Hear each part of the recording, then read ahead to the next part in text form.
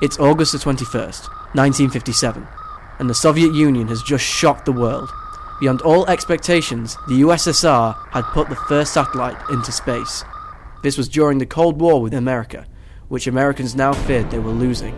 After launching Sputnik, the Russian chief designer, Sergei Korolev, began to set his sights on the Moon and other planets. NASA was established on October the 1st. The Pioneer project was set to orbit the Moon, but did not reach the same heights as Soviet's Luna.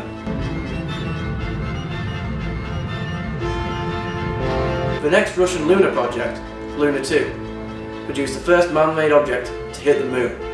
Also, it was the first man-made object to take a photo of the dark side of the Moon. In 1959, NASA selected the astronauts for the first manned flight into space, which they dubbed the Mercury 7. However, in April 1961, Russian cosmonaut Yuri Gagarin became the first man in space, 23 days ahead of the US effort with Alan Shepard. I believe that this nation should commit itself to achieving the goal, before this decade is out, of landing a man on the Moon and returning him safely to the Earth. But NASA couldn't go from orbiting a man around the Earth to landing on the Moon in one single step. So the Gemini project was set up. Although Russia beat America to the first spacewalk, the next step in the Gemini program was a space rendezvous. This moment of the two American manned spacecraft maneuvering next to each other is where the USA overtook the USSR's manned missions. In 1966, after both sides successfully made a soft landing on the Moon, they both diverted their attention onto taking photographs of the Moon again, producing the first satellites to orbit around the Moon. This was for the purpose of finding the perfect landing spot for man, and whoever got to there first would win the race. Sergei Korolev died in January 1966. He was working on a manned trip to the Moon, but his N-1 rocket failed all 4 test runs. However, his Soyuz spacecraft model is still in use today. NASA's Apollo program was designed to land a man on the Moon. The Apollo 8 mission orbited man around the Moon, so the page was now set for NASA to complete one of the greatest scientific achievements in history.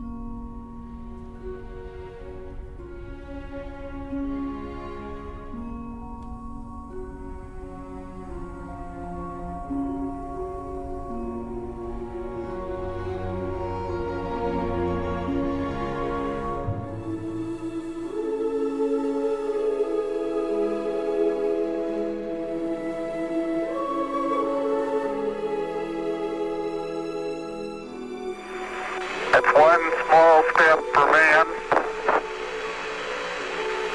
one giant leap for mankind.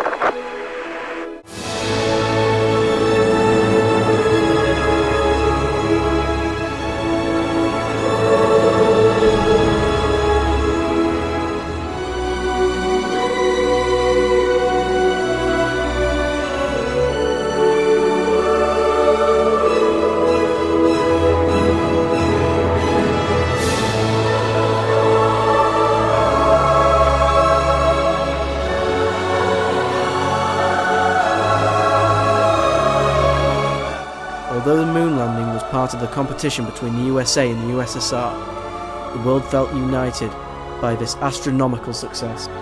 In 1975, after 3 years of preparation to the Apollo and Soyuz spacecraft, they performed a space rendezvous. It symbolized the end of the space race and was the beginning of new international missions.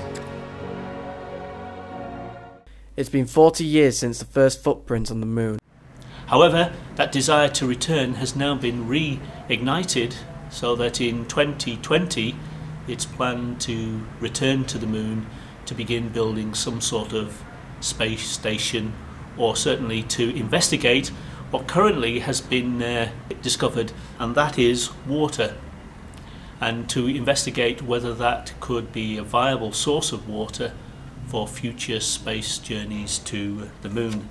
The project is called Constellation and involves the spaceship Orion with the rocket, the largest ever built, to take the astronauts to the moon, and Altair is the vehicle that should land people on the moon. So in 2020 we will begin a new story, a new venture to the moon. This time tomorrow, where will we be? On a spaceship somewhere, sailing across an empty